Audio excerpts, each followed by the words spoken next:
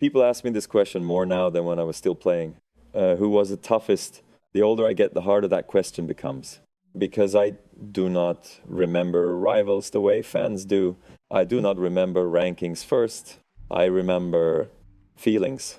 I remember sitting in my chair, trying not to show how tired I was. I remember staring at the scoreboard, wishing a set had ended 10 minutes earlier. I remember lying awake after a match that was already over, still replaying points in my head. That is what stays with you.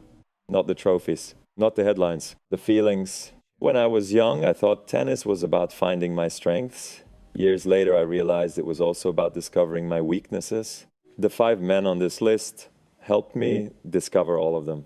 Some took away my rhythm, some took away my confidence, and one of them made me wonder if even my best tennis would ever be enough. That is why this list is difficult for me. It is not really a list of rivals, it is a list of scars. Number 5 is Gilles Simon. I know that answer surprises people. When fans talk about difficult opponents, they usually think about power, big serves, big forehands, big moments. Gilles was different. When I looked across the net at him, I never felt intimidated, at least not in the beginning. He did not walk onto the court like a superstar. He did not have one shot that made you stop and think, how am I going to handle that today? Then the match would start, and little by little something changed. I remember hitting a good forehand. The ball came back, then another, still there, then another, still there. At first, it felt normal. Then 20 minutes passed, then 40, then an hour. And somehow it felt like every point was asking for a little more than the one before. That was Gilles, not a storm, not an explosion, more like a slow leak you do not notice until you realize how much energy is gone. When I was younger, I believed hard work solved almost everything. Run harder, fight harder, hit heavier.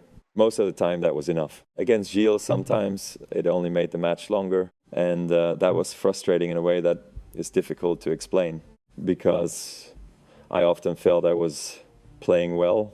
The problem was that playing well did not always create separation. The rally continued, the game continued, the work continued. Have you ever faced someone who never seemed to be in control of the match and yet somehow controlled how you felt? That is what I remember most. Not the score, not the result, the feeling.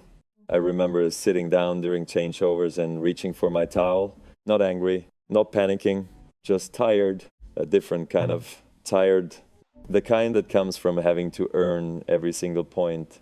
There were opponents who could hurt you in one shot. Gilles hurt you one rally at a time.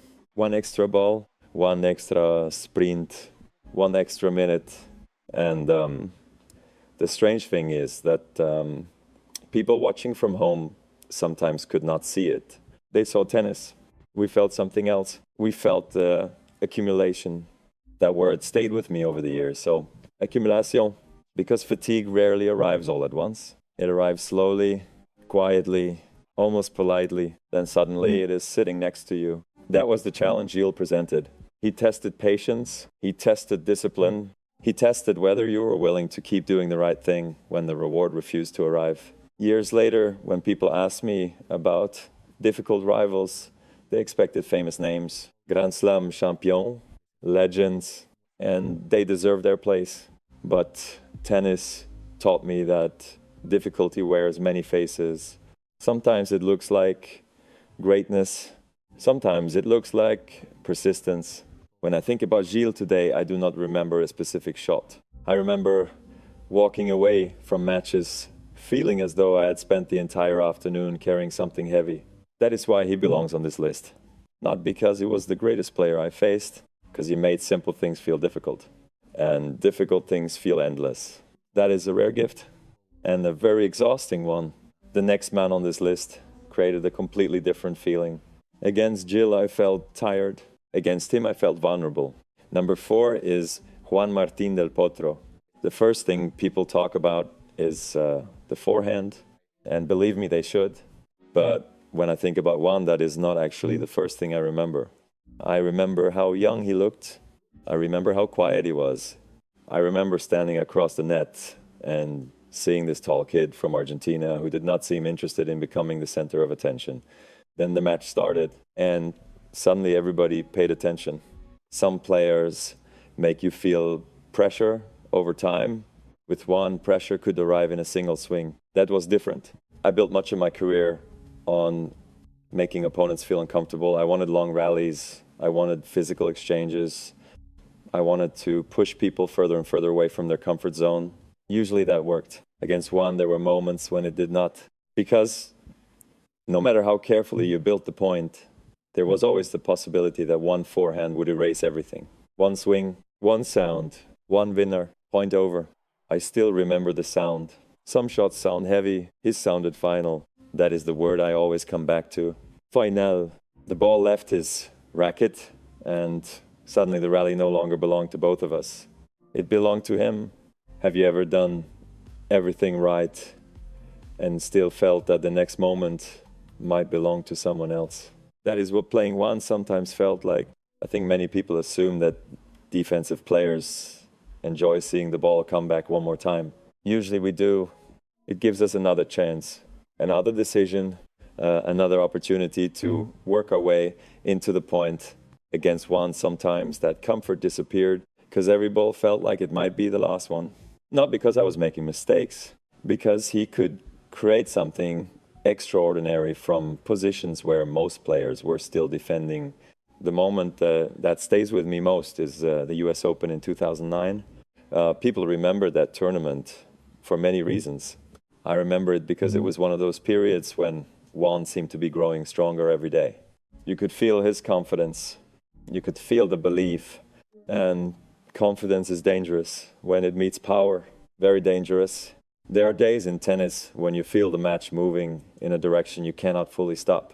Not because you are playing badly, not because you chose the wrong tactics. You simply feel another player entering a level that is difficult to touch. That was Juan at his best. I walked onto the court knowing what I wanted to do.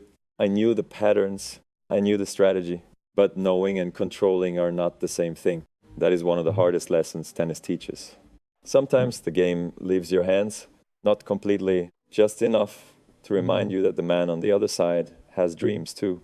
Years later, when I look back at Juan, I do not think about fear. I think about respect, a very deep respect, because he carried so much expectation, so many injuries, so many setbacks. And every time he came back, he still swung the racket with the same courage. That stayed with me more than any result, more than any statistic. Juan reminded me that there are players who can change a match with a single shot. But the reason you remember them is not the shot itself. It is the feeling they leave behind. The feeling that no lead is completely safe. No rally, completely secure. No plan, completely protected. That was Juan Martín del Potro. A gentle person, a dangerous opponent, and one of the few players who could make me feel vulnerable even when I thought I was in control. The next man on this list was different. One challenged my sense of safety. The next rival challenged my understanding of the game itself. Number 3 is Andy Murray. When people talk about difficult opponents, they often talk about weapons. A big serve, a huge forehand, a shot you spend the entire match trying to survive. Andy was different. The thing that made Andy difficult was not a shot. It was a mind. I remember when he first arrived on tour, he was young, talented, a little unpredictable. At first I thought I understood the challenge. Then we started playing each other more often, and I realized something. Every time I thought I'd figured him out, he changed the question. That was Andy. You could spend 20 minutes building a pattern, then suddenly he was playing a different match, a different speed, a different angle, a different rhythm. Have you ever played against someone who seemed to know where the story was going before you did? That was the feeling. Against many players, I knew what kind of battle was waiting for me. Against Andy, I was never completely sure. I could feel comfortable for 3 games, then uncomfortable for the next 3.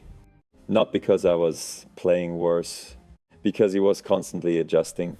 I think that is what people underestimate about him. They remember the defense, they remember the movement, but what I remember is the intelligence. The court looked different through Andy's eyes. He saw solutions other players ignored. He saw possibilities where most of us saw patterns, and that made him dangerous. very dangerous.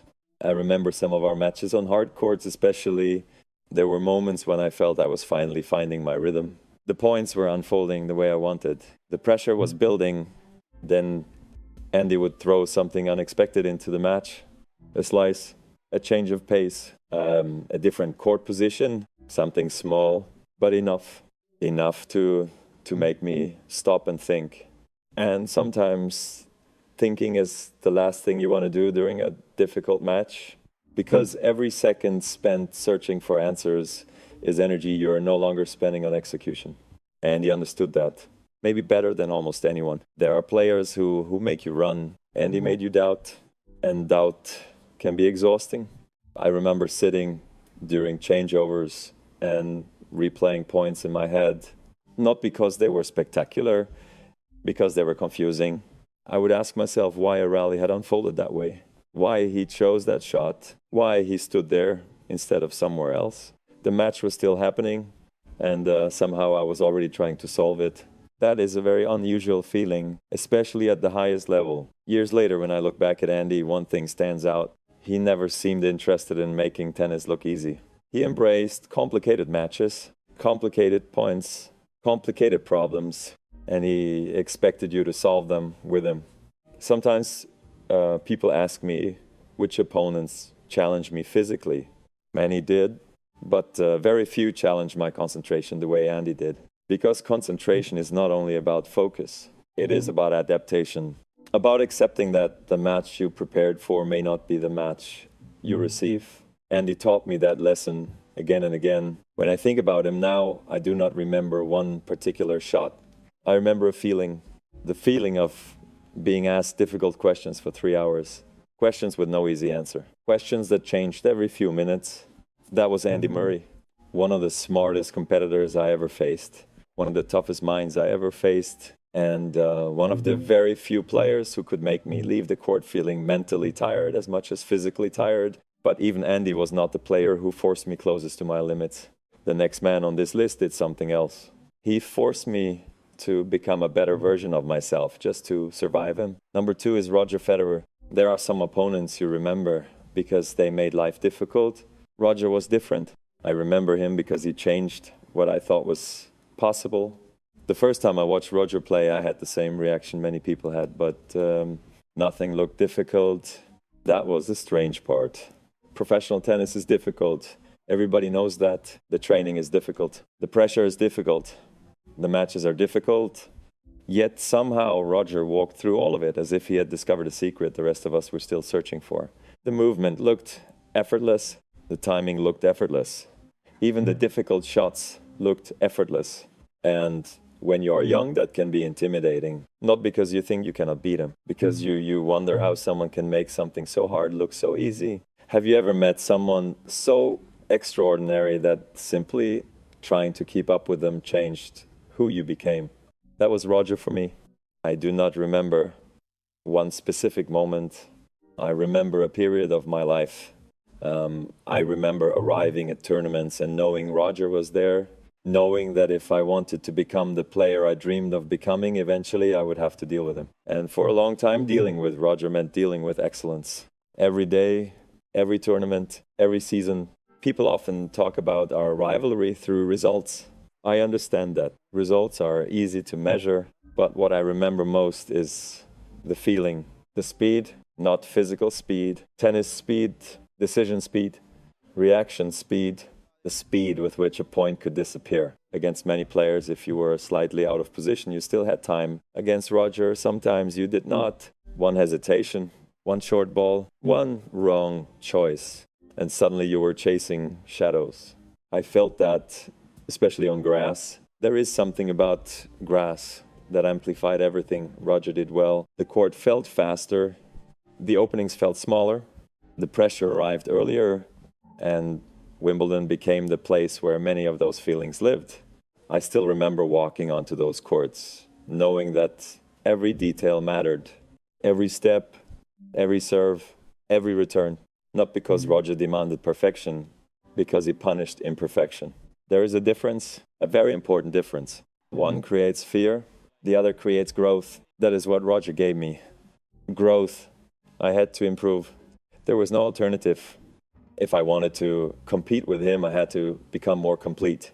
I had to serve better, think better, attack better, adapt better. The player people eventually saw was shaped partly by those battles. That is something I've always believed. Years later, when people ask me about Roger, they often expect me to talk about trophies or records. Those things matter. Of course they do. But they are not the first things that come to mind. What comes to mind is respect, very deep respect, because greatness can sometimes create distance. With Roger, it created inspiration. He made other players believe more was possible. He made the sport more beautiful. And at the same time, he made life much harder for all of us trying to beat him. That combination is rare, very rare. When I look back now, I do not think of Roger as a problem I had to solve. I think of him as a standard I had to chase. And I am grateful for that, because some rivals challenge your game, some challenge your confidence. Roger challenged your potential. He forced you to discover how much better you could become. That is why he is number 2. Not because he was easy to defeat, not because he was difficult to defeat, because he changed the direction of my journey. But there was one man who challenged me differently. Roger made me better. The next rival made me question whether being better would ever be enough. Number 1 is Novak Djokovic. I do not think I knew it at the beginning. When we first started playing each other, we were young, hungry, still trying to find our place in the sport. Nobody knew what was coming. At least I did not.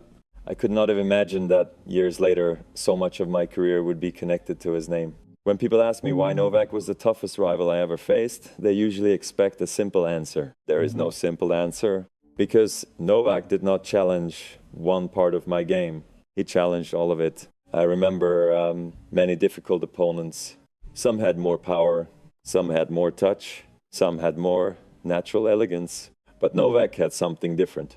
He had answers, and that became a problem. A very big problem for most of my career. When things became difficult, I trusted certain things. I trusted my legs. I trusted my fight. I trusted my ability to stay in the point one shot longer than the other guy.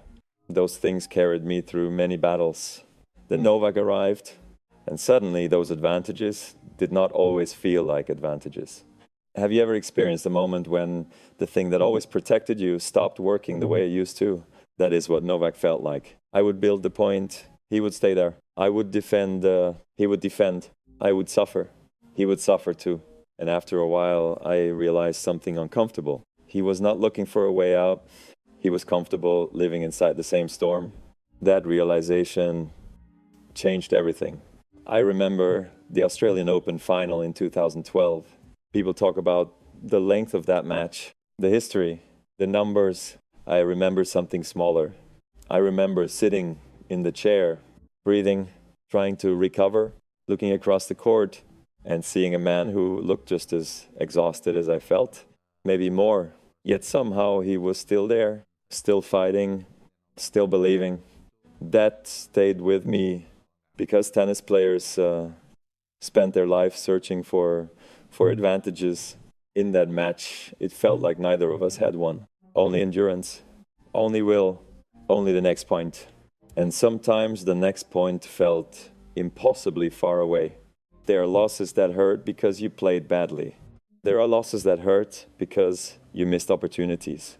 Then there are losses that hurt because somebody simply met you at your highest level. Those are the hardest ones to accept. And Novak gave me many of those. Not because he was lucky, not because I was unlucky, because he earned them. That is the truth. What made Novak unique was his ability to turn my strengths into questions. The topspin that bothered so many players, he handled it, the physicality that wore people down. He matched it, the pressure, the intensity, the long rallies. He stayed again and again. He stayed. Years passed. More tournaments, more finals, more battles, different surfaces, different seasons. The feeling remained the same. If Novak was on the other side of the net, nothing would come easily. Nothing. Not one game. Not one set. not 1 point. And strangely, that is why I respected him so much. Because respect in sports is not created by compliments. It is created by experience. It is created by suffering. It is created by the knowledge that somebody forced you to become better than you thought you could be. Novak did that to me many times. When I think about our rivalry today, I do not think about statistics. I think about effort. I think about the nights when both of us left pieces of ourselves on the court. I think about how many times we pushed each other beyond what felt reasonable. And I think about what those battles revealed, not about tennis, about character, about resilience, about the parts of yourself you only discover when there is nowhere left to hide. That is why Novak is number one. Not because he beat me. Many players beat me. Not because he won titles. Many players won titles. He is number one because he forced me to confront the deepest version of myself. The version that appears when the body is tired, when the mind is tired, when every instinct says stop, and somehow you continue. Roger made me better. Novak made me stronger. And when I look back at all 5 men on this list, I realize something. They were never just rivals. They were mirrors. Each one showed me something about myself that I could not see alone. And for that, no matter how painful those matches were, I will always be grateful. When people talk about greatness, they usually talk about numbers, titles, records, weeks at number one. I understand why. Numbers are easy to see. They fit neatly inside history books. But the older I get, the less I think about numbers. I think about people. I think about the men who stood across the net from me, the men who made me earn every step of the journey. Gilles taught me patience. Juan taught me that no lead is ever completely safe. And he taught me to keep searching for answers even when the questions keep changing. Roger taught me how far excellence could go. Novak taught me what happens when 2 players refuse to stop fighting. 5 different rivals, 5 different lessons, 5 different mirrors. And that is the word I keep coming back to, mirrors. Because every great rival shows you something about yourself. Sometimes it is a weakness. Sometimes it is a fear. Sometimes it is a strength you did not know you possessed. Looking back now, I realize that the most important moments of my career were not always the moments when I lifted a trophy. Some of the most important moments happened after difficult losses. Late at night, alone, thinking, trying to understand what had just happened, trying to understand what I needed to become next. Those moments changed me as much as any victory ever could. That is why I've never believed greatness is only about winning. Greatness is also about what you leave behind inside the people who competed against you. The respect, the memories, the lessons, the scars, those things last longer than trophies, longer than rankings, longer than applause. One day every player leaves the court for the final time. I have already lived long enough in this sport to understand that. The crowds become quieter, the matches become memories, the years move faster than you expect. And eventually someone else walks onto those courts carrying the future. That is how it should be. That is how sports survive. Sometimes I wonder what another player might say about me one day. Not about my titles, not about my records, but about the feeling of sharing a court with me. Maybe that is the real legacy any athlete hopes to leave behind. Not perfection, not invincibility, just a memory that mattered. And perhaps that is what tennis has given me more than anything else. Not trophy, not fame. People who challenged me, people who changed me, people I will never forget. So let me leave you with one final question. When all the trophies are gone, what is it that truly remains?